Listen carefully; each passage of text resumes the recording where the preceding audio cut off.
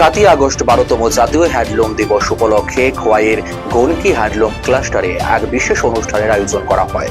অনুষ্ঠানে উপস্থিত ছিলেন মিলন তন্তুবায় সমবায় সমিতির সহসভাপতি বিজয় কুমার দেবনাথ, সমিতির সভানেত্রী উষারানী সিনহা, খোয়াই পঞ্চায়েত সমিতির chairperson Tinku Bhattacharya, weavers service সেন্টারের টেকনিক্যাল সুপারিনটেন্ডেন্ট হিমাংশু শ্যাম, হ্যান্ডলুম বিভাগের ইন্সপেক্টর উত্তম কুমার কালাই, সমিতির সদস্য নমিতা সিংহ, মঞ্জু দেববর্মা, খোয়াই হ্যান্ডিক্রাফটের ক্লাস্টার ইনচার্জ সুখান দেববর্মা থেকে শুরু করে অন্যান্যরা।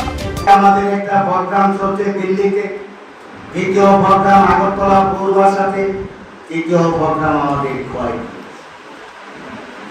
ভারতবর্ষে স্বাধীন হওয়ার পর বিভিন্ন রাজনৈতিক দলের প্রধানমন্ত্রিত্ব করেছেন, কিন্তু আমাদের ভারতবর্ষে যারা আমরা তাঁত শিল্পীতে আমরা জড়িত, আমাদেরকে সম্মান দেয়নি।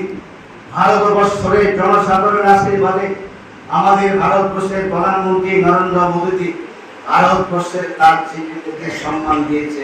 সেই পরিস্থিতি আজকে আমাদের অত্যাধিক গরিবের বিষয়।